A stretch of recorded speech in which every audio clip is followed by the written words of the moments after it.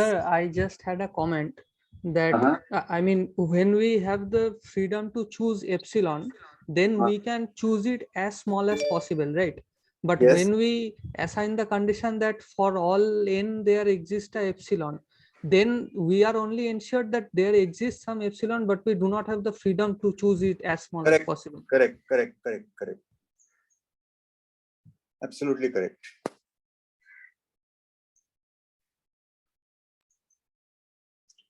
So you see, in school writing, this as small as possible, etc., is written. But later, once it is said for all and there exists, the condition is clear. You don't have to say small, large, nothing.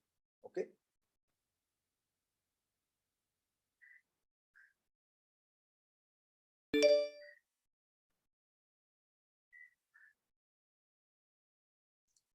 So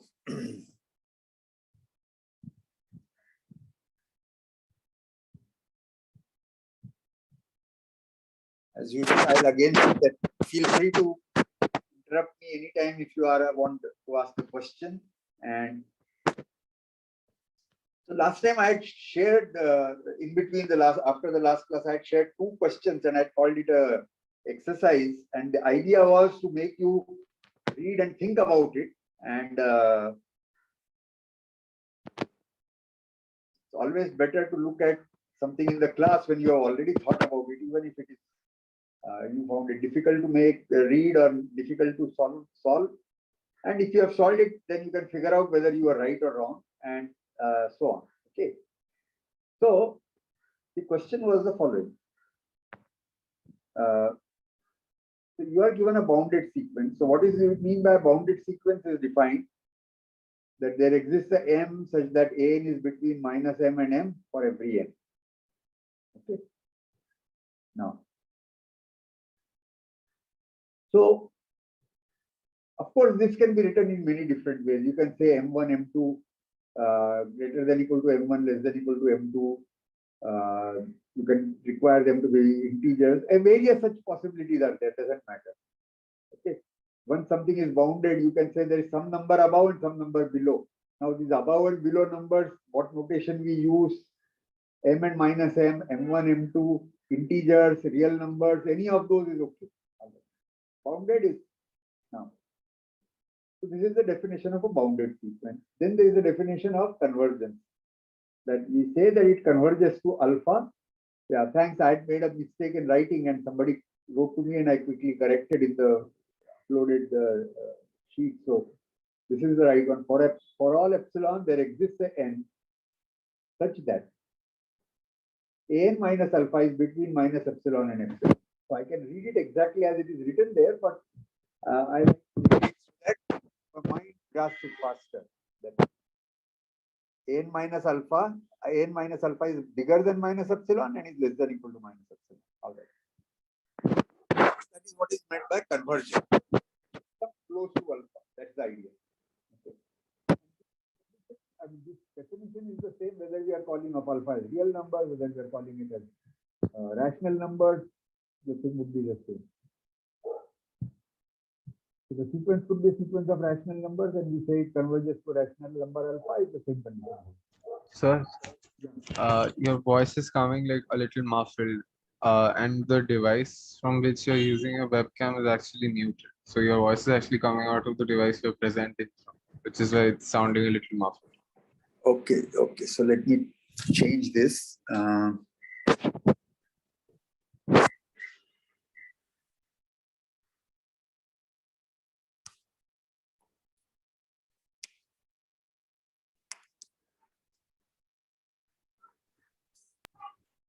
Is the sound better now? Yes, sir, it's clear. Is the sound better now? Yes, sir. So, but you should probably mute one of the devices because there's echo. Yeah.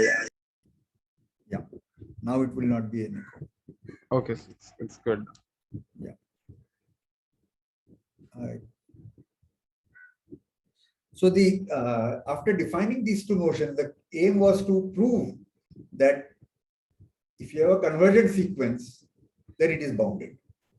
Okay, and then anytime you come across something which is not if and only if, but it is said that if this holds, then the other one holds, immediately it should strike in your mind that is the other way true, but just not have been asked to prove, or is there other way, there is a problem, etc., etc. And if you think there is a problem, you should try to construct a counterexample. It may not be possible in all cases, but often it is possible, and that improves your understanding. Okay. So the question was,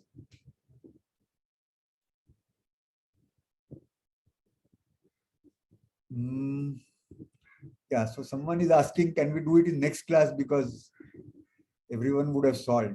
No, don't worry. I mean, the exercise was not with marks and so on. You have to see what we next need to discuss. Will be using this. So I would not like to give it up. Those who have thought about it, good. If not, then you understand it now. Okay, that's how I will look at it. Okay, because that way, if we keep doing, then it will be a lot of problems. So often I will send you what I call exercises which may not have any marks, and if you can even read them and think about them, even if not solve them completely, it would only help. Okay. So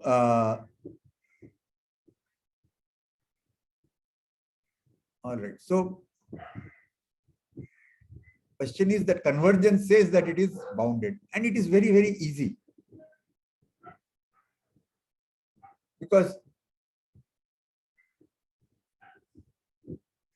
it converges to alpha. You just take fix any value of epsilon. Epsilon could be 1, it could be half, it could be 0.01, it doesn't matter what it is. Okay. So then if I take epsilon to be, say, 1, then there will be some n onwards. N is between n minus 1 is between epsilon and minus epsilon. So n minus alpha is less than equal to 1 and is greater than equal to minus 1. So from that,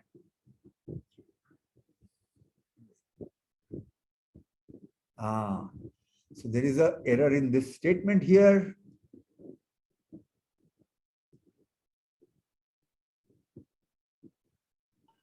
Hello, sir. Yeah. I think there should be a m such that for all m greater than n. Yeah. So that's why I said, when I started thinking of the proof, I realized that I have made a mistake. And so let me correct that.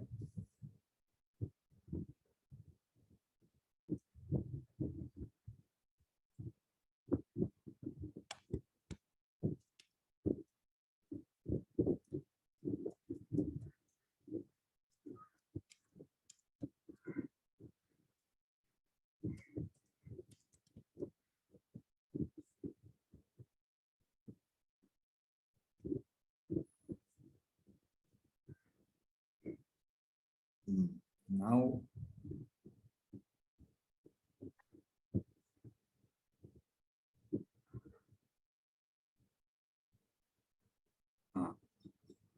yeah, so that's the correct statement now. There exists an n such that am minus alpha is between minus epsilon and epsilon for all m bigger than equal to n. So from n onwards, am minus alpha is small. It is between minus epsilon and epsilon. That's the correct definition. See, earlier I read it, but I didn't digest that it's a incorrect statement. Okay. So convergence means that for every epsilon there is a n. From then on, am and epsilon, am and alpha, the gap is small. So if we now let's return to this. So if epsilon equal to 1, we would have got that there is a n such that this holds. So we are already assured now that an plus 1 and so on and so forth, all of them are between alpha plus 1 and below alpha minus 1.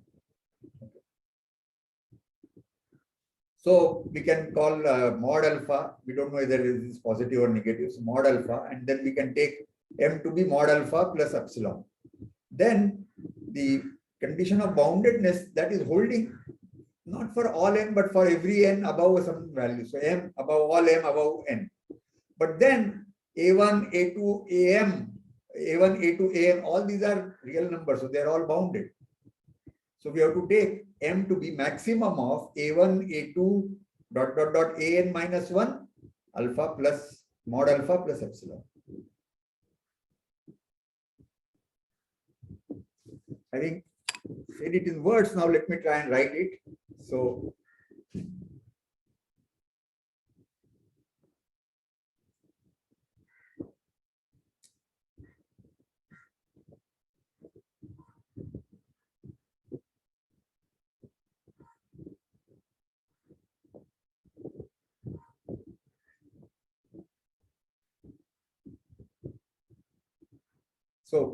for epsilon, get a n as in the equation above, then let m equal to mod alpha plus 1 the m1 to be this, then we have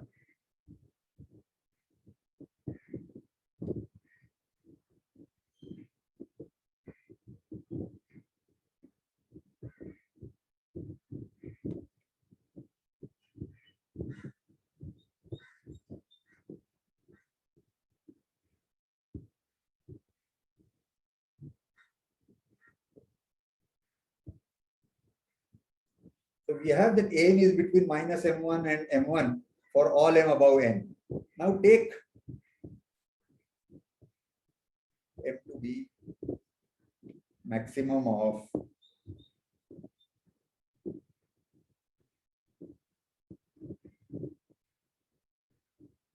this should work.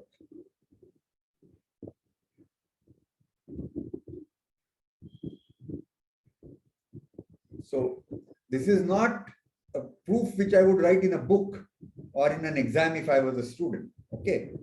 But this is a proof that I have written to explain. And there is a gap, you can understand that if you were to write it as an exam, how will you write? If you have difficulty with that, ask me, but that should not be difficult. Okay. The idea is what is important, which we have discussed now, that convergence says that from some point onwards, it is within epsilon of alpha. And then we just take first n many terms and that term and now just somehow construct a bound above that. Okay. So convergence necessarily means boundedness. That is the thing. It is intuitively, it should be very clear. But if you have to write down, this is the way to write. Any question on this?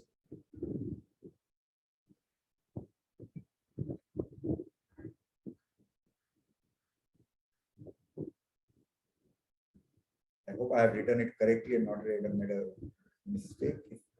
For epsilon 1, epsilon equal to 1, we get n. So that the equation holds. What is the equation? This equation.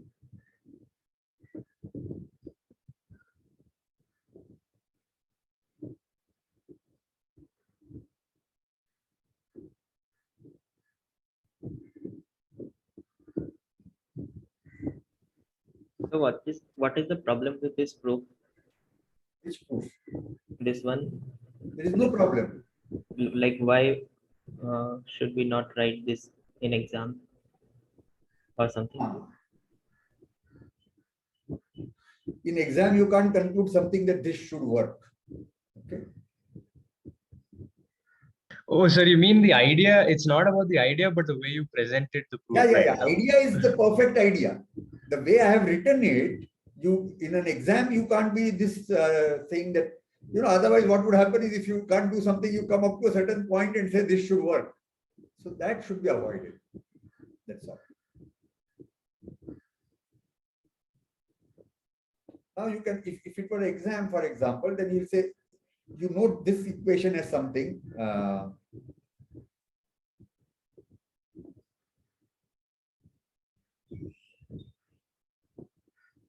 And instead of this should work, you write that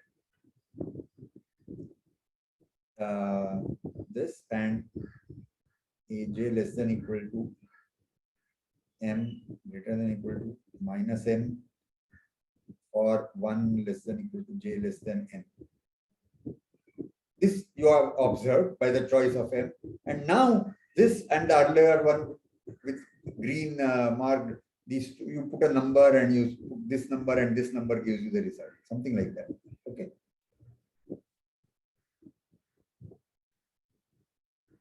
So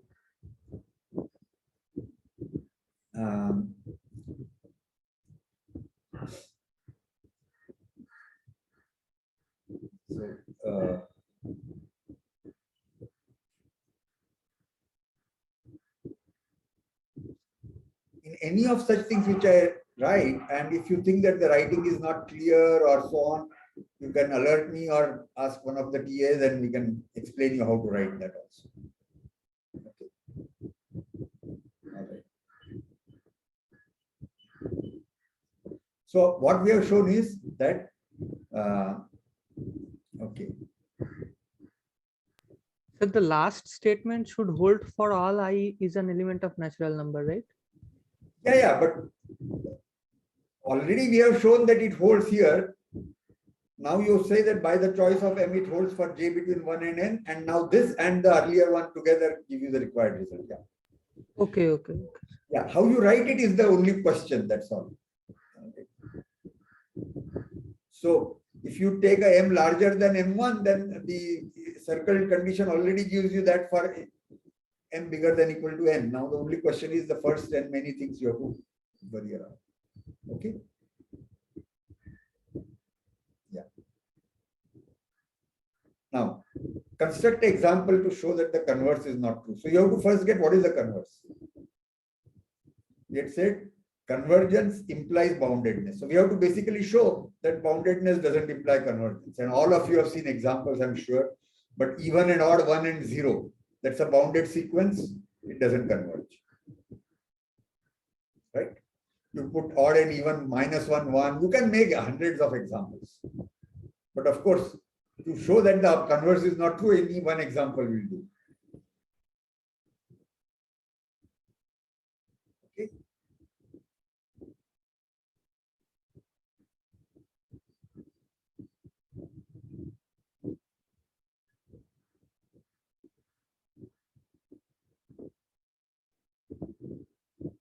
Next, we come to the other exercise, also listed as exercise, but so now we start with the bounded sequence of real numbers. Okay, so already we have known, now we know what is boundedness. Okay, all right. Now we are in addition given that it is monotonically increasing. That is, AM less than equal to AM plus 1 or M bigger than equal to 1. So each time you move forward in time, so M is to be thought of as time or index, whatever. As you move up in the index or in time, you are only going up. That is why monotonically increasing. Now, one alert here that different books, different authors, they have different styles. So they'll say monotonically, some of them will say monotonically increasing, they would have a strict inequality. Whereas I like to prefer monotonically increasing, I will allow inequality, but with equality sign also. So they could be same or in going up. So, and if I want to say that strictly going up, I'll say monotonically strictly increasing. But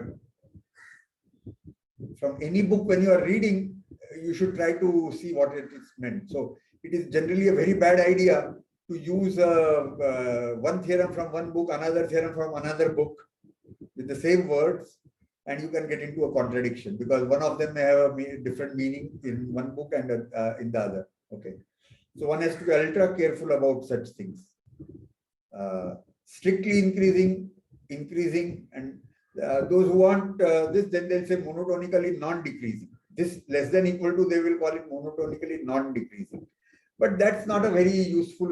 I mean, I find it much better to call it increasing rather than non-decreasing. But okay, it's a matter of what you like and what you do not like. So ANs are only going up, not going down. That's it. Then we have to show that it is bounded above.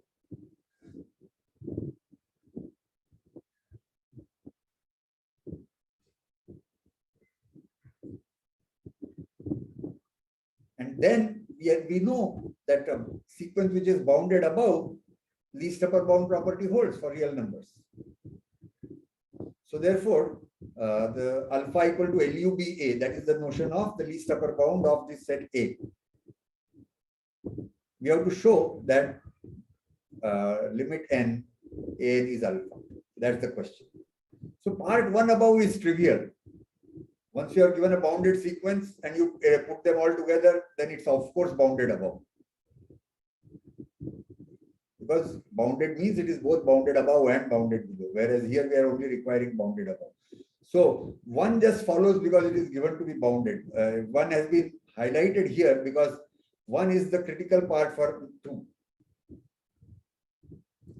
So if I give 1, 2, 3, 4, 5, 6, you say, what is big deal to prove it? Isn't it obvious? Sometimes it is very obvious, but 1, 2, 3, 4, if you drop 1, 2, 3, 4, just 5, you are given, then you have to think of how you should reach that proof. Whereas if you give 1, 2, 3, 4, 5, it gives you an indication as to how you should be proceeding for proving that. So it's actually a very good idea of giving what look like almost obvious 1, 2, 3, 4, 5, but 6 is the non-obvious one. Okay, I might do that in one of the exercises.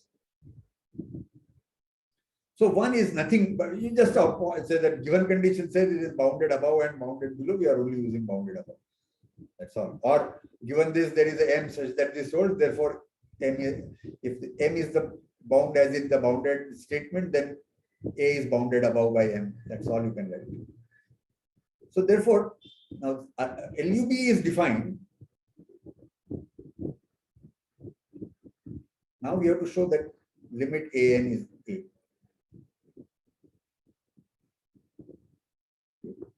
So let's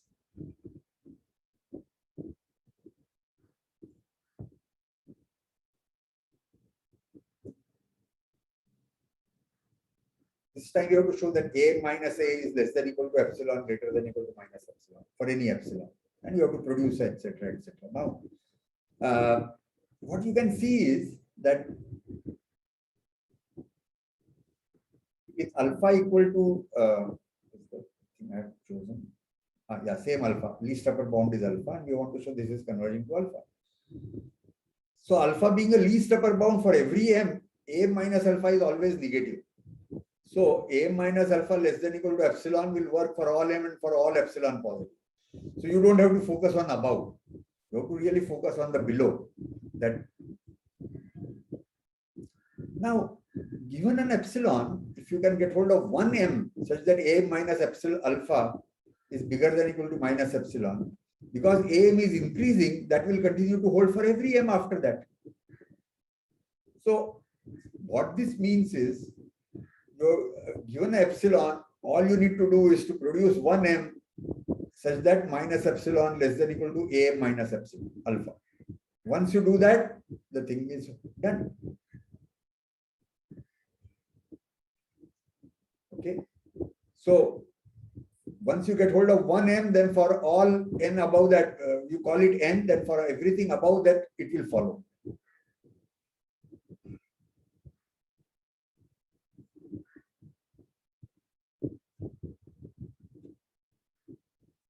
So here,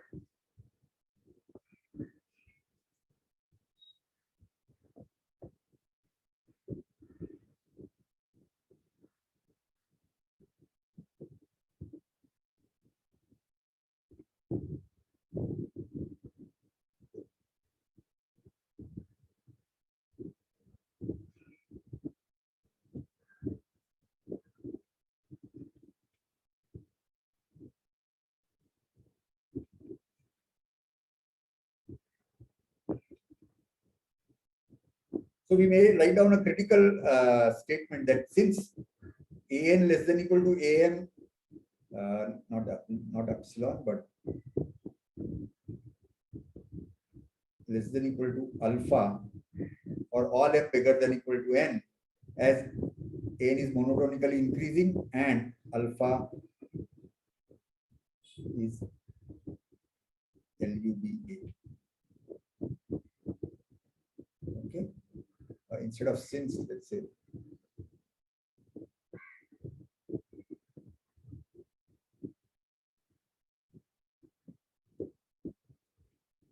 So we have made one observation. An bigger than, less than equal to am, less than equal to alpha. Okay. So to complete the proof,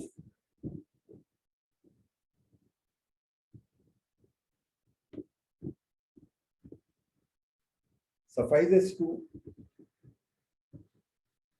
show there exists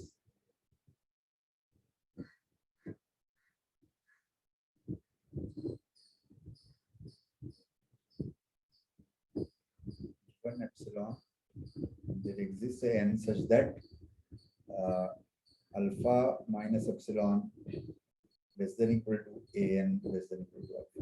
That's it. This, if we show one, and then the above observation together will tell you that alpha an is converging to alpha. Okay. So this time I have tried to write it out more carefully. Okay.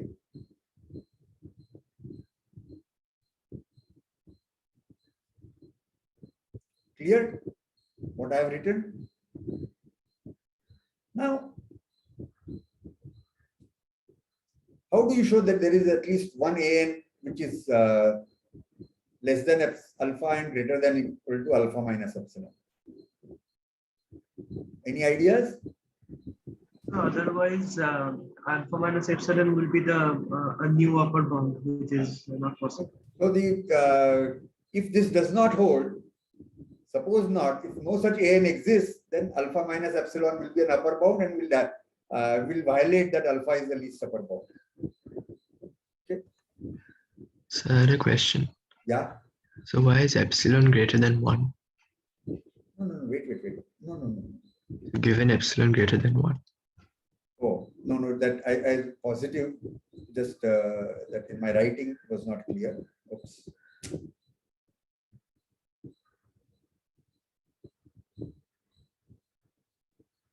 Yeah. Given epsilon positive,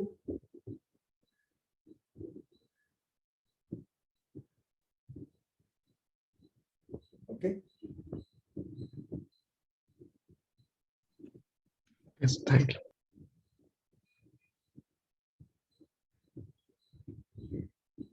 And proof is if not. So it is clear from the context here, what not. I'm saying I'm trying to show this.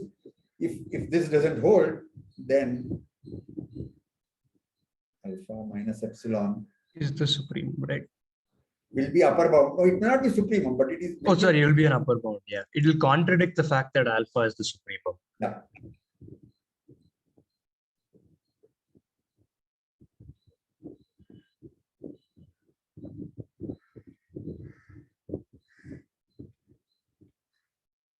Contradicting that this is LUB.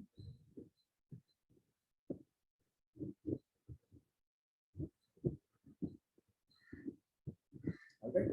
So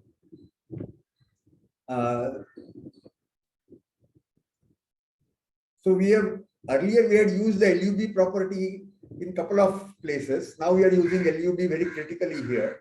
Okay. That monotonically increasing sequence, nothing more is given to you. You are given bounded above and it is monotonically increasing. Then the limit must exist. That's it.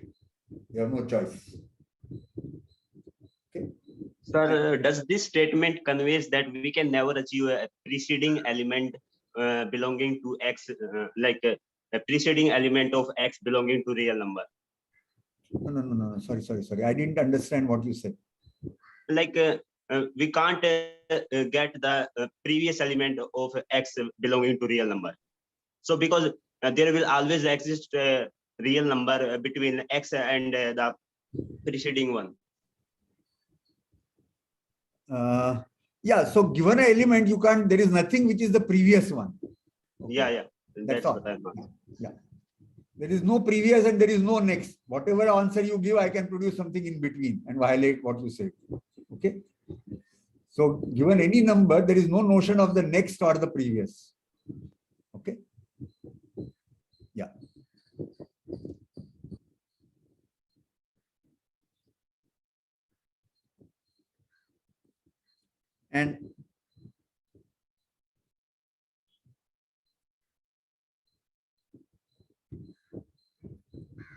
so now, so we have proven this, and now let us come back to what I had written, that alpha is also expressed as alpha equal to supreme sup A, where A is that given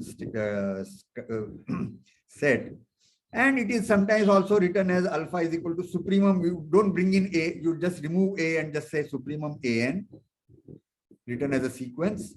And sometimes also just written as sup over N AN. It's just convenience. It gives you, conveys the same meaning that we are talking about. Okay.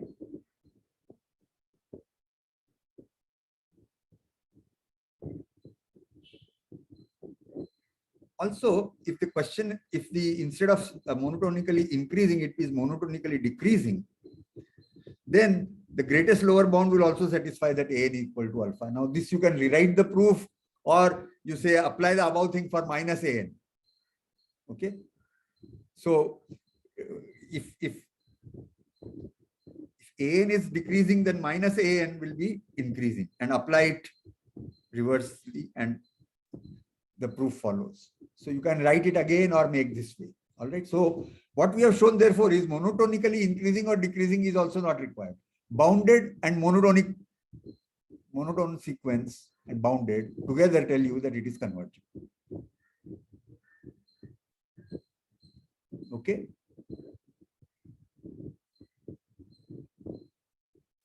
See, the one of the, I won't say difficulties, but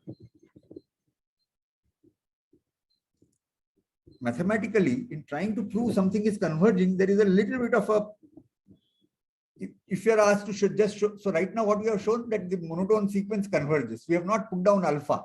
Okay. We are not claiming it converges to something. All we are saying is it is converging. And to apply the definition of convergence, we need to what? Okay. So now we are getting a one by one. Okay.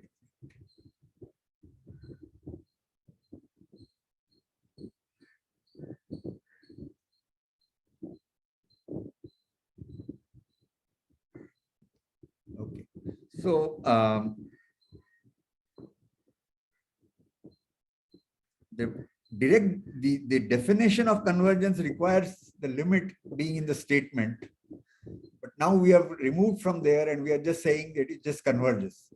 So I could have written that statement, the sequence AN is said to converge if there exists alpha such that it converges to alpha. Fine, but that's just words. Actually checking this, we will need alpha in that statement. Okay. So now at least we have shown that monotone sequence, the convergence holds.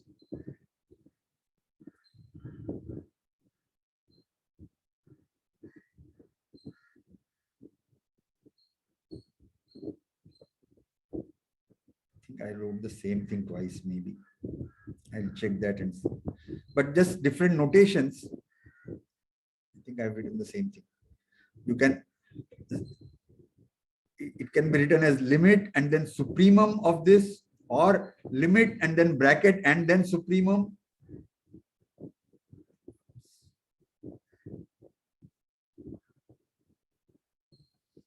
And finally, this notation, which is very popular now,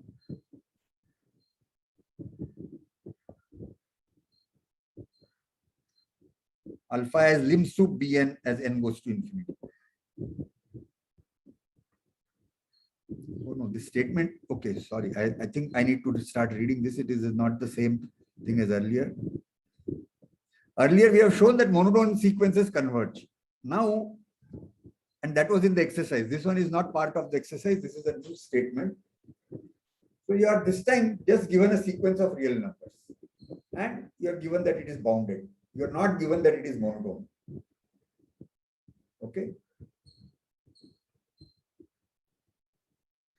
So earlier we had shown that a monotone bounded and monotone sequence, then the limit exists. Now we are moving away from monotone. We are just given a sequence of real numbers and it is bounded above. So for every n, do the following. Let's do the following. We'll list out the set of elements which are equal to bk for k bigger than equal to n. So instead of saying bk plus 1, bk plus 2, etc., etc., because in a set, typically we only list elements which are distinct. We don't say write the element. If it is 1, 1, 1, 1, 1, the set will be just singleton 1. So to be more precise, sometimes one uses this terminology. You want to put together all the set elements bk, bk plus 1, bk plus 2, dot, dot, dot. That's not an infinite set. It may be a finite set, it may be a singleton set, non-empty but singleton set. So if you want to stress that point, we can write it as let Bn be equal to the set of elements x such that x is bk for some k. Okay. Often not necessary to do, but this is just if you want to be very precise, this is something to do. What exactly is the set bk, Bn we are talking about? If you simply write xk plus 1 dot dot dot, then you might believe that it's an infinite sequence, but it may not be. All of them could be 1.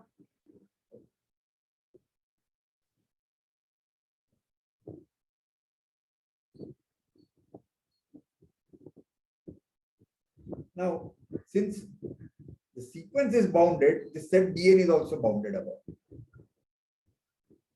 Okay. And so we can take least upper bound of that set. Least upper bound will be defined. It exists. Sir, previously we proved that the limit of a monotonically increasing sequence which is bounded has its limit as its supremum, right? Yeah. Okay, sir. Now we are not given what is the sequence A, B, and R. We are only thing which is given is it is bounded. We are not told it is increasing, it is decreasing. Nothing has been told. And Okay. as a test case, we can keep taking up the example which we did, which is 1 and 0, even odd. Okay. So if our Bn is 1 and 0, even and odd, then what will be the set Bn? Bn will be doubleton, 0, 1. Okay. For every n, the set Bn will be doubleton, 0, 1. You can change your sequence in some other way and get other Bns, etc. By the way, if you just read this statement and say, yes, this is correct, which is fine, but to really understand it, you should try to apply this. Take an example of some sequence of real numbers. Okay. If you happen to make it something which is Bn equal to n, then it won't work because it is not bounded. Okay. So now you tweak your example and make it bounded and so on and so forth. Then work out what is this at Bn, then understand the statement. That is the one way to learn. Okay. So now returning, we for every integer, we take the set Bn, which is the set of the values this given sequence is taking from n onwards. Bn, Bn plus 1, Bn plus 2, Bn plus 3, dot, dot, dot. Put it together as a set. It may be singleton, it may be finite, it may be countable. Now,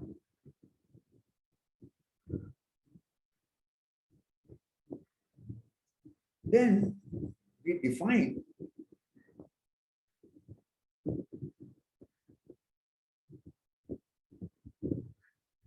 a new sequence. Okay. Our given sequence was called Bn. Now I am defining a new sequence Xn. For every n I have a set Bn, I take its least upper bound. Okay. Now, easy to see that Xn is a decreasing sequence. Because what is happening, what happens when you go from Bn, capital Bn to capital Bn plus 1? Either capital Bn plus 1 remains same as before or one element gets dropped.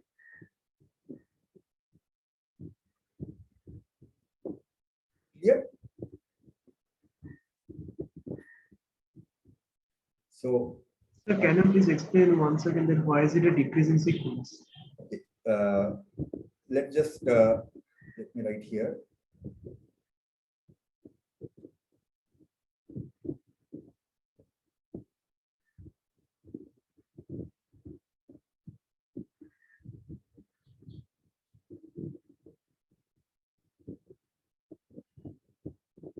For all n, the set Bn plus 1 is contained in the set Bn. Because in Bn, we are starting from Bn plus 1, Bn plus 2, ... Here we are starting from Bn plus 1, Bn plus 2, ... So the element Bn has been dropped. Okay, but it is possible that it is all still contained in Bn plus 1. So you can't say that it is strict inequality. Just take the 1, 0 example. In that case, all Bn's will be double set 0, 1. So, yeah.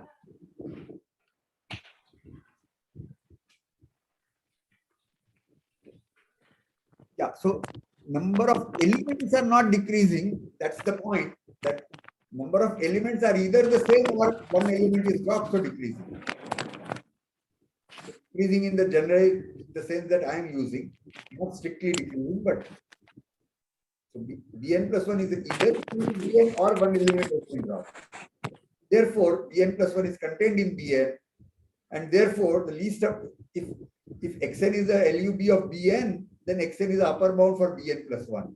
So LUB of Bn plus Xn plus 1, which is LUB of Bn plus 1, will be less than or equal to Xn. So Xn is a decreasing sequence. But sir, we are not taking all B k's for k greater than equal to n. Suppose we take k from n to n plus 10, and in the Bn plus 1 we take k from n plus 1 to n plus 11. So then if you make that choice, it will not be true, but I am not making that choice. I'm saying for some k bigger than equal to n. So I'm not putting the upper bound at plus 10, plus 11 or anything like that. So in some special case, it might happen that some. What is your question? I don't understand. So I'm saying that it is not necessary that it is a decreasing sequence, because Xn plus 1 might be bigger than Xn. Then that would be the LUB of all the sets, no? Like it would be the LUB of Bn also. Yeah. Like if Xn plus 1 is like decreasing is same as that decreasing. Remember the convention I made for the phrase decreasing? Non-increasing. Non-increasing. X n plus 1 less than equal to Xn.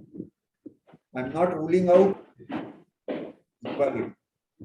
So I think the question is, why is it for some k as opposed to for all k? Yes, that's what. Because you may not, for different case the values may be different, and x is not going to be equal to b for all. I'm sorry, there was some disturbance. Could you repeat? Huh? So there was some disturbance. Could you repeat it? Okay. So you have to understand the meaning of this statement. Okay.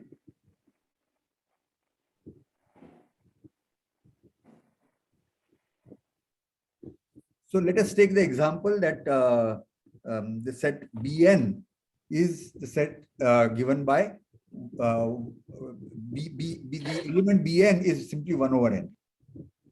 Okay, simply 1 over n. Now, what is B100? What is B100? I claim, the way I have written it also, that let's say 1 by 1000, that element is here, because 1 by 1000 is equal to B1000, and 1000 is some k bigger than equal to n. So n is 100. So B 1 by 1000 is there. Is 1 by 500 there? Yes, 1 by 500 is there, because 1 by 500 is equal to B500, and 500 is bigger than equal to 100. So in this case, the set B100 is simply going to be, all our elements are different. So 1 by 100, 1 by 101, 1 by 102, ... I still don't understand why you haven't used for all k greater than n. So in that case, also all the k's greater than n would be in the set. No. No, x will not be equal to bk for all k. So if you have a distinct elements bk, then no x will satisfy that x is equal to bk for all k. So what is a set? So there'll be one x for 1 by 100, another x for. The way I have written, Yeah. if I change for some to all, it will not be correct. So we're just saying that Authoritative for numbers. every element there is a case such that x is equal to b. That's I it. mean, we're just assigning the values to x. Rashmi different का elements. श्राद्ध हाँ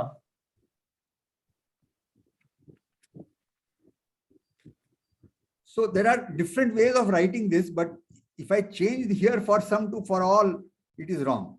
I can, for example, write it as follows. I can define, let's call bk to be equal to the singleton set bk. Okay, and then I can write bn as union over k equal to n to infinity bk. I say that this and this mean the same thing. This and what I have written mean the same thing. We can write xi is equal to bk plus I for No, wait. What is your statement? x belongs to R. xi mean indexing n, indexing x, but with the parameter I. No. You cannot index real numbers with with just incountably many numbers. Unless you x belonging to I, xi is the wrong statement. What is xi there?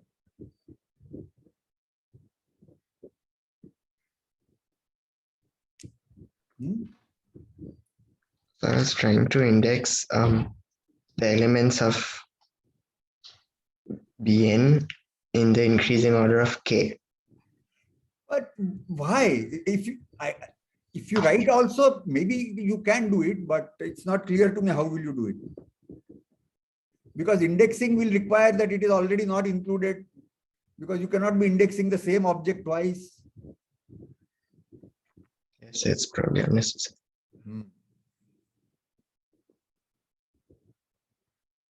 So the statement you have to understand correctly that if you want to just include all elements from bn plus 1 onwards, it would have been, you wouldn't have had any discussion if I had written bn is equal to little bn plus 1 and dot. That would be understood. But that is where confusion occurs in some minds, because they think that it's an infinite sequence. So to stress that it's only a finite sequence, I also wrote this. This is commonly seen in many places of writing. And the meaning of this statement you have to understand very carefully. Firstly, everything you have to start from left to right.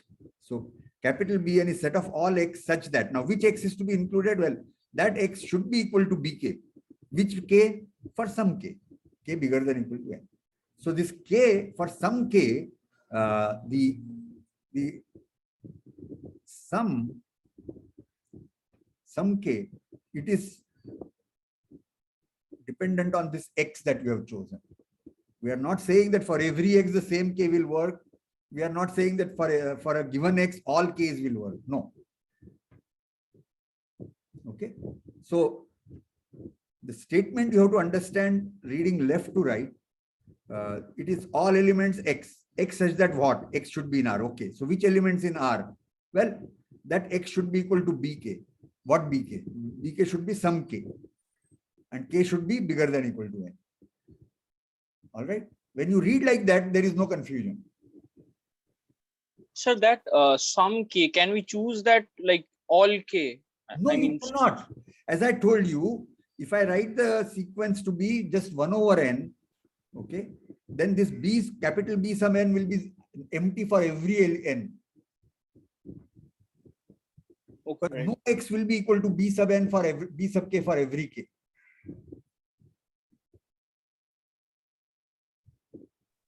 Yeah, okay. Okay.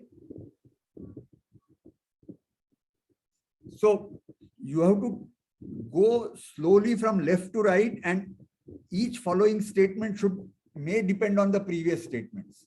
So capital Bn is all elements x. Which all elements? Okay, it should belong to real numbers. Okay. Then what? Okay, such that. So then what?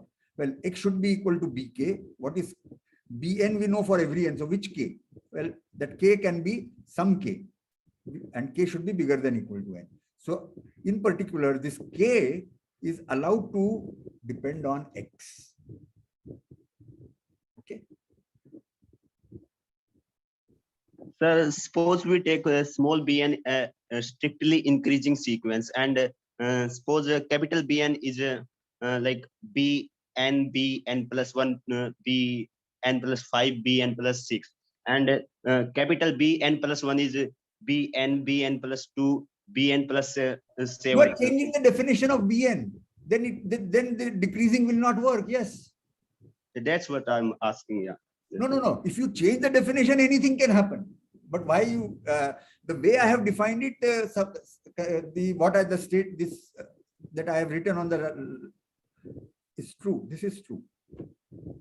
If you change the definition of bn, of course, then it is no longer true. May not be true. So I kind of just have a suggestion that this for sum is kind of causing the confusion, because sum means that we are actually taking a subset of an arbitrary subset. If you actually write this as there exists k, k greater than equal to 1 such that x equals to bk, we change the order, then it will be clear what you're saying. Okay, but that is also correct. Okay, there are multiple ways of writing, but you should understand this statement also. Okay.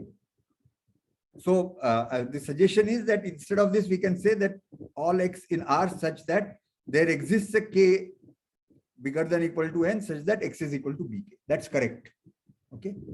But nothing wrong in the statement I have written. Okay. You will see books or proofs written somewhere writing like that. Okay. But yeah, your suggestion is good. We can change this statement to this.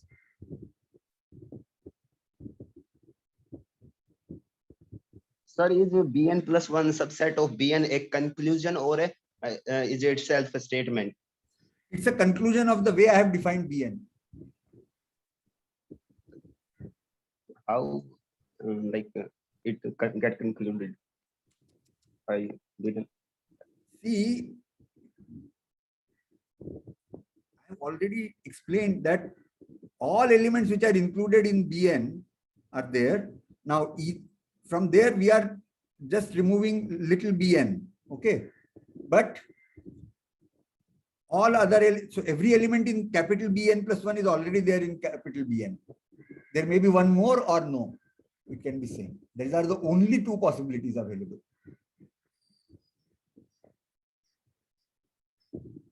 Yeah, the other suggestion as written on the chat is also correct.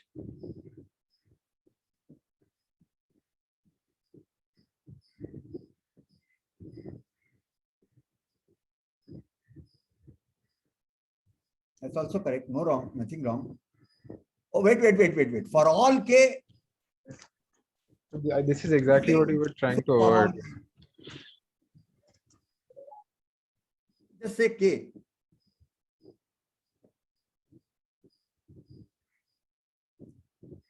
Bn plus 1 can only be subset of Bn if we ask for all k.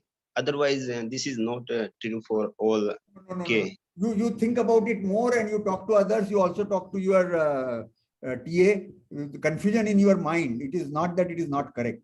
Okay. Yes, I will try. Okay.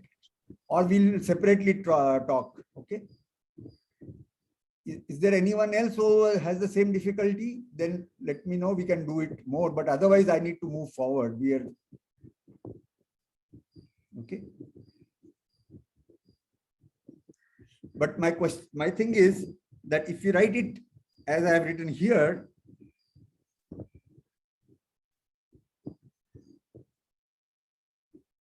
encircled with blue, I would write dk k bigger than equal to n. I will not write for all k bigger than equal to n, because that for all here, for all there exists, both will be confusing statements.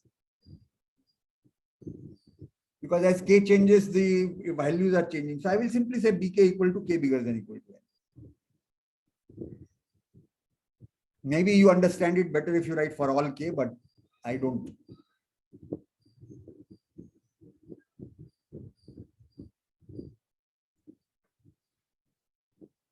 Yeah, if we say it's for all k, then it's fine. But for some k, I am not. No, as far as you are concerned, we will talk about it separately, as I already told you. Okay. Yeah. Right now, I am talking about this this statement which I have put in yellow, that somebody Advait suggested that we write this as capital Bn is equal to small bk for all k. I'm saying that here writing for all k and there exists, nothing like that is needed. All you have to do is bk, k bigger than or equal to n. So you take k sequentially and then you put b sub k there. That's it.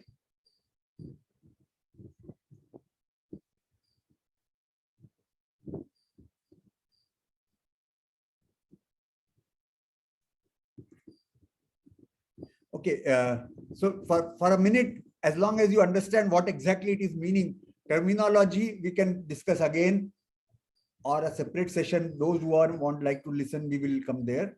But right now, you can just take that capital Bn is just described as you are listing out the numbers which are Bn onwards.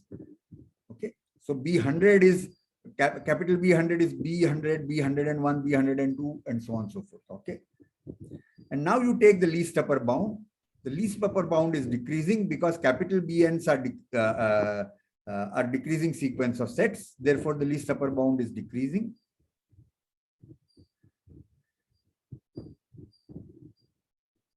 And now we have already shown that the least upper bound once you have a decreasing sequence, the least upper bound of that will be the limit.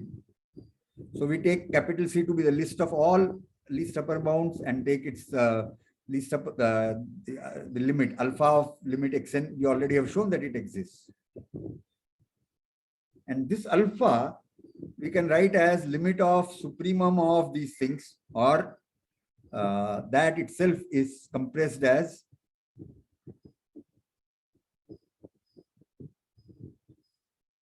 limit over n, then you put under bracket supremum over k bigger than or equal to n bk. Okay, and then in turn that gets suppressed and notation is introduced. This number that we have said is called lim sup, and the origin of the word lim sup is coming from the above statement here. Lim sup as n goes to infinity bn. So we should think about this lim sup as n goes to infinity to mean exactly what is written above. Okay, and that tells you that what exactly is the meaning of lim sup. Okay, one way. There are alternate ways of defining lim sup, but carefully let me go over, coming out of notational problems. What we do, you are given a sequence of numbers. Okay, bounded is given. All right, then you start dropping one at a time. Okay, each time you take the least upper bound. Now, since you are going upwards, the previous least upper bound may still be the least upper bound, or least upper bound can come down. Okay, and you can experiment with taking different sequences and see whether this is working or not.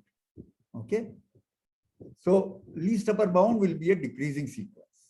Once you have a decreasing sequence, we have already said that there is a limit. So let alpha be the limit of this least upper bounds. Okay.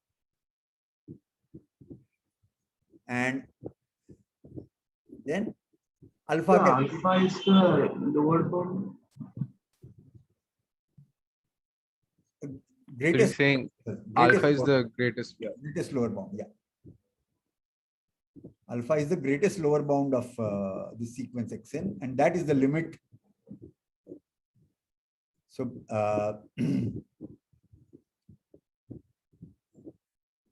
and this alpha, the way we have done it without introducing this notation xn and without bringing in capital Bn, etc., it can be written in these two forms.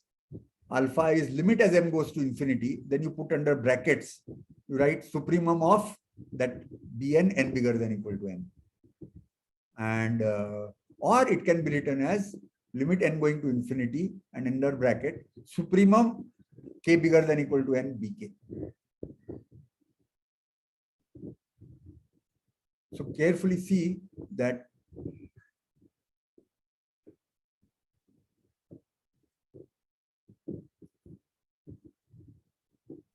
So if you don't mind me asking one more thing about that portion. Okay, I get that it shouldn't be for all k, but that some k, is it arbitrary? Is that for arbitrary k's, or if we fix the sequence, the k's are already fixed? when you say sequence, the k's are integers. A sequence is indexed, the k is the index of the sequence, and the index is positive integers. That's it. It's always fixed. Okay. So if you say b sub 1, b sub 3, that's a subsequence, and we will give, so we'll have to introduce subsequence and do it. But the index of a sequence is integers always. Okay.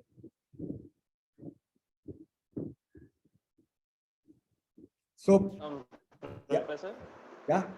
I just wanted to say something. I think my understanding of that notation, what you've used over there for Bn, I think what is meant is that the condition on k is that k is a natural number and k is bigger than or equal to n.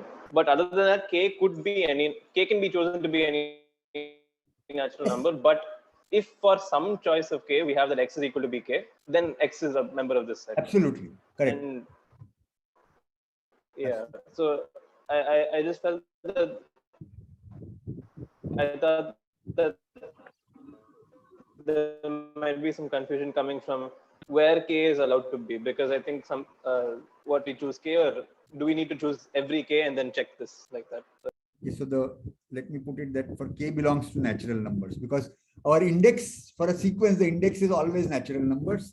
So k coming in the natural numbers, and further k bigger than equal to n. Yeah. You can't take. So this is actually for any k is an element of natural number and k greater than equal to n, right? Sorry? I mean, this x equal to bk and k is any natural number which is greater than equal to n. You are getting confused with English language and usage here. Oh, sir, I mean, I have understood it. I'm just, I mean, I thought that the confusion may have originated from it. That's why I just commented. Yeah, because you see, the point is that the mathematical way of writing it, k x equal to this for some k, is exactly this. So if you write a sequence ak, the little b and the little b capital B is, I should have chosen a bad notation here, but okay. So if I take a sequence Vn to be 1 and 0, even and odd, okay, then x equal to 1 will hold for one or multiply many, but certainly not for all, right? X equal to one of the elements, maybe more than one, but not all. And that is the yes, sir. Yeah, and that is the meaning conveyed by this statement.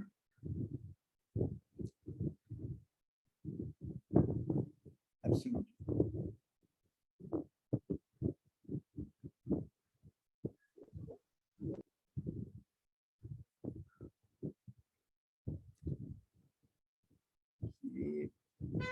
It belongs to some natural subset of natural numbers given minimum of that subset is greater than or equal to n.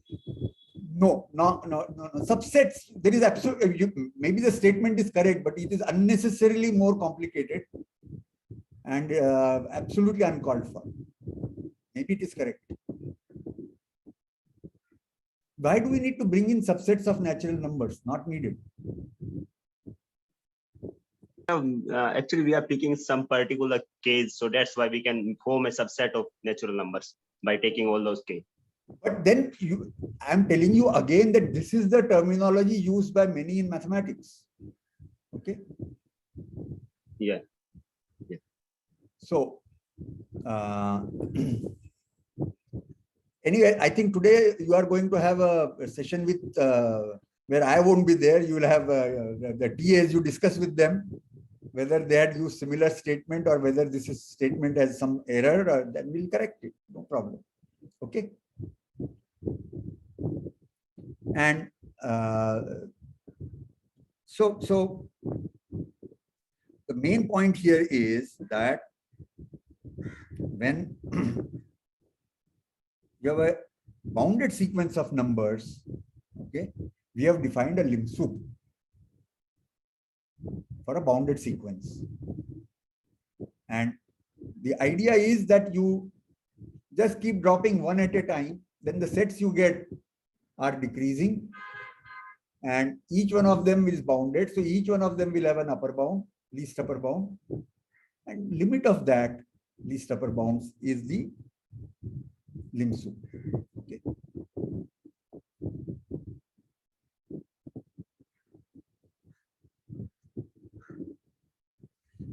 Yeah. Correct. Importance is with the set of X and not with the subsets of subsequences or sequences or indexes thereof.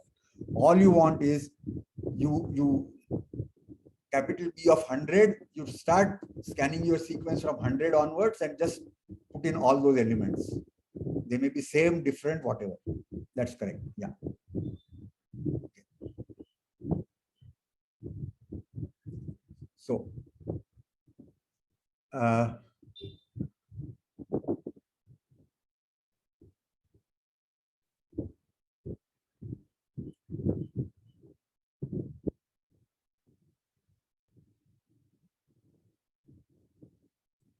here is a question that you can easily do now with this, and that will test your understanding that you have a sequence of bounded sequence of real numbers and let alpha be the lim sup. Okay, you have to show two things: that for any epsilon there exists a m such that Bn is less than alpha plus epsilon from m onwards. And second, that there exists, given an epsilon, there exists a m such that alpha minus epsilon is less than Bn.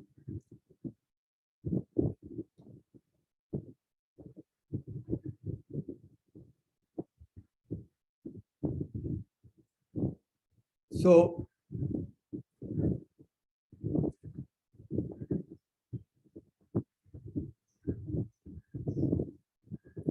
since alpha was the limit of decreasing sequence, you can work it out that way, that if there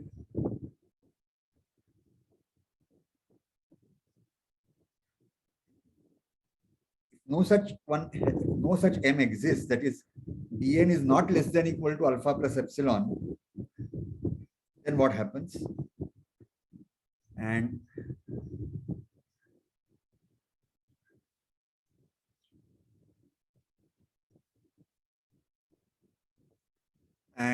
let's take some example and see how this will work. Okay, let's take an example. Once again, my example was Bn is equal to 1, 0, even, odd. The meaning is clear. What is even, what is odd? The index is even, index is odd. So what is the lim sup? Lim sup is 1.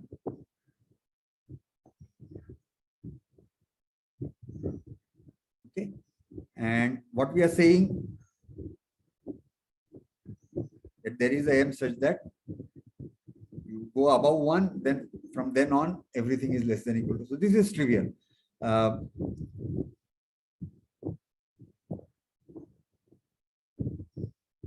If we take this to be Bn to be 1 over n, if it is even and 0 otherwise. Now you can work out and see that lim sup is still 1. Lim sup is still 1, and now you will need to get this epsilon m into the picture.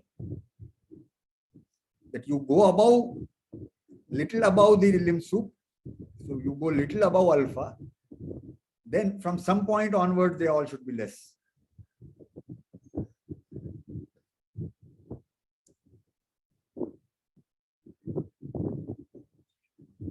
Other ways to say it is, that if there is no such M, okay, that means alpha plus epsilon will be something that little bn exceeds again and again and again,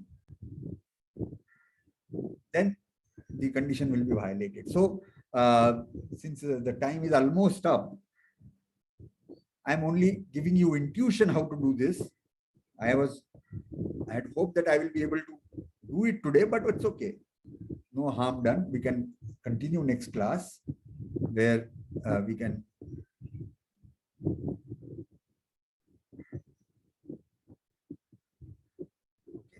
But do give a. I will be, of course, sending you the PDF, and then or the video. Both will be there on the shared folder, and you can go over that and verify yourself both these things. Okay.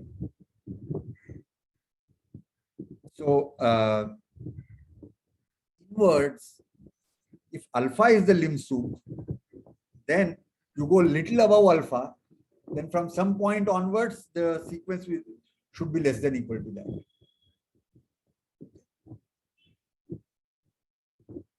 And if you go a little below, then there will exist at least one point crossing that value.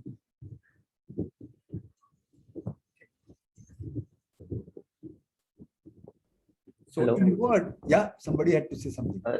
Can we say that supremum of Bn belongs to the sequence and use the limit definition of supremum of Bn? No, supremum of Bn may not be in the Why would you think that it is in the set Bn? Like for the max of the sequence of Bn. So now,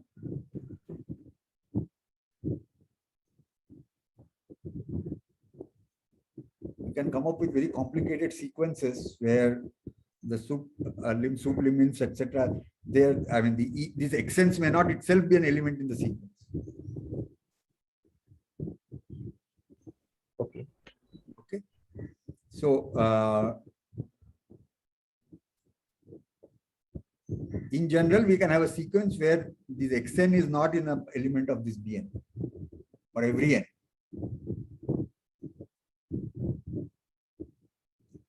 More complicated to construct, but constructing some that one of these xn's is not element of Bn will be very easy. Can you give an example like that?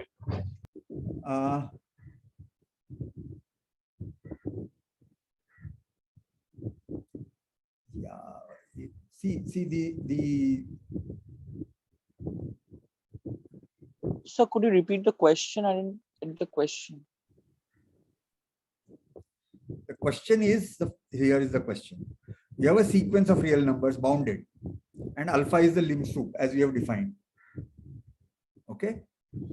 You have to show 2 points. One is that if take any epsilon, so that means alpha plus epsilon means you are going a little above your limb soup. Okay.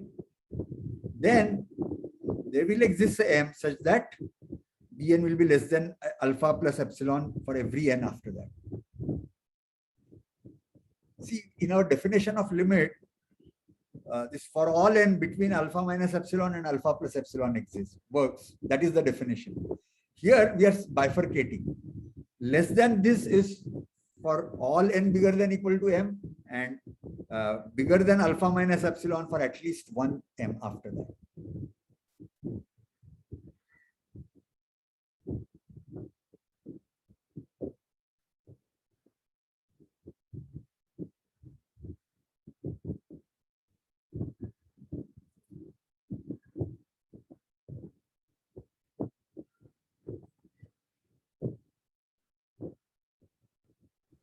Sir, actually, I wanted to say that if alpha is the limb soup of Bn, so alpha is the supremum of the sequence supremum of Bn.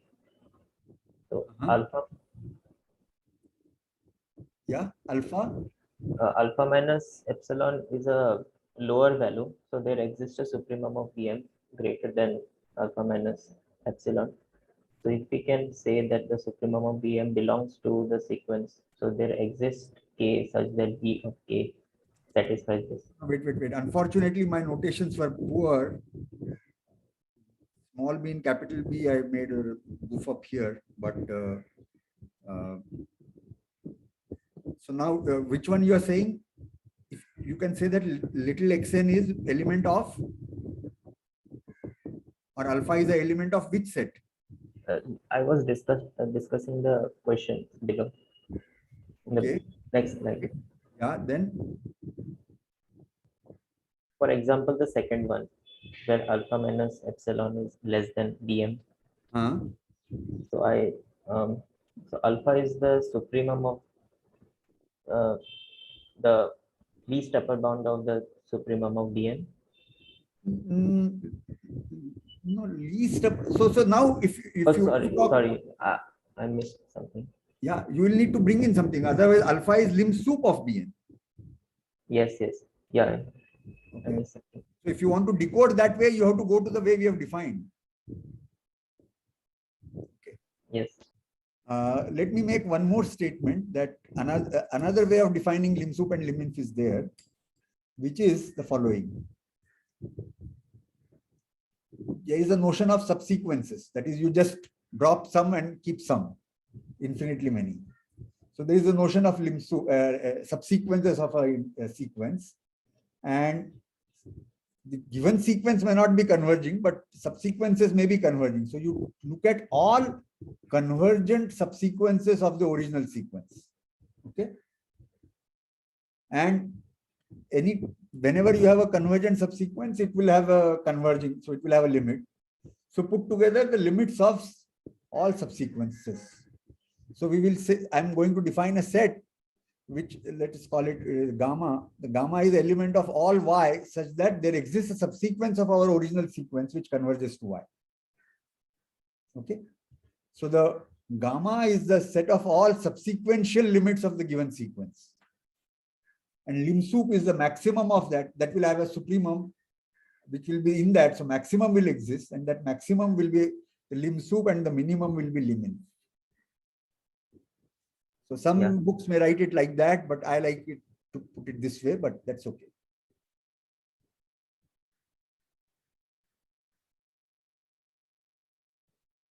Sir, is lim sup the limit superior of sequence Bn? So limit superior has the same meaning. Yeah. Unless you have some other definition of limit superior in mind.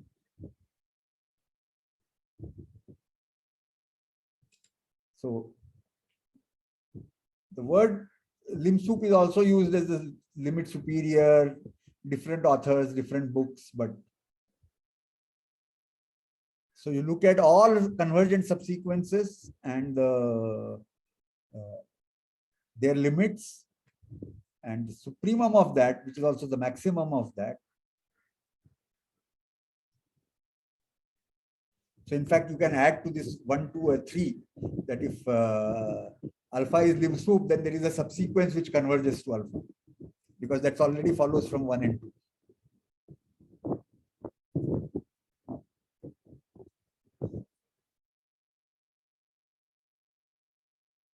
Okay. So of course, time is up. You may have another class, or people may want to leave, but I'm still here to discuss at least another 5-7 minutes. Till 12 o'clock, I am free today. So, but those who want to leave can leave.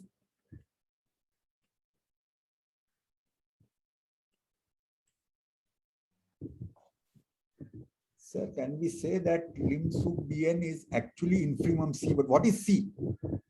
Sir, the set of all the like C is like the set of all X, right? The set of all like suprema that you had defined earlier, like the set of all X. Yeah. X sub n. X of n, yes, that sequence actually X of xn. Yeah.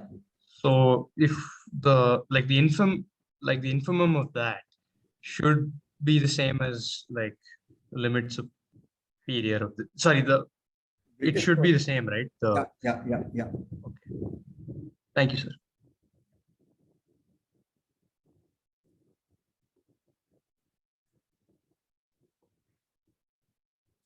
So lim sup lim-in are very useful especially when you want to use limits anywhere, okay? Because to show that some limit exists, there is a real problem in verifying the definition of limit, because you need to, unless you know what is your claim of limiting to what, there is a problem. Whereas for lim sup, only thing you need is bounded, and then lim sup always is defined. Now you can figure out whether it can be this, it can be that. And by taking negatives, we can similarly define limits.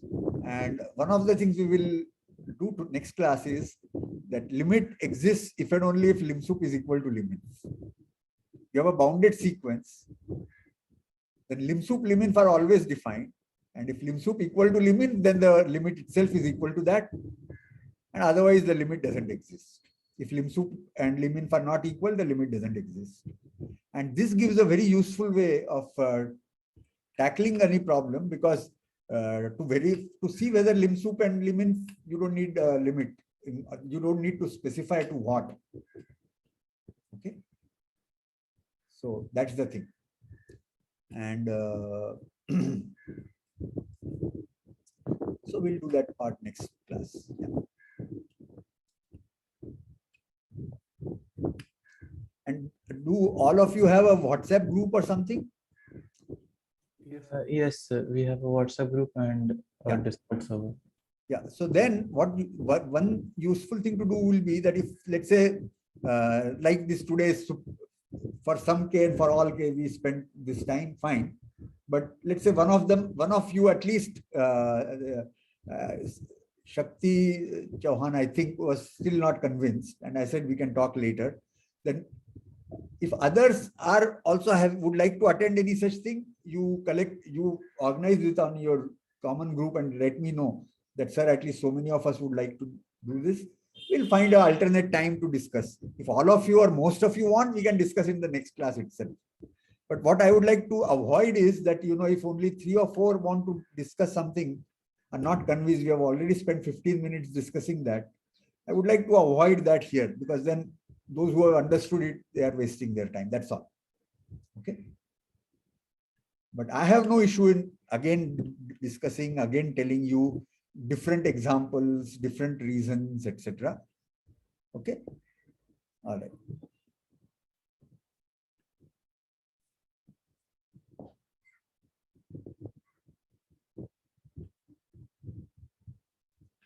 All right, then let's. Thank you, sir. Thank you, sir. Thank you, sir. Thank you, sir. Thank you, Thank you, sir. sir. Yeah. Thank you, sir. Okay. All right. Sir.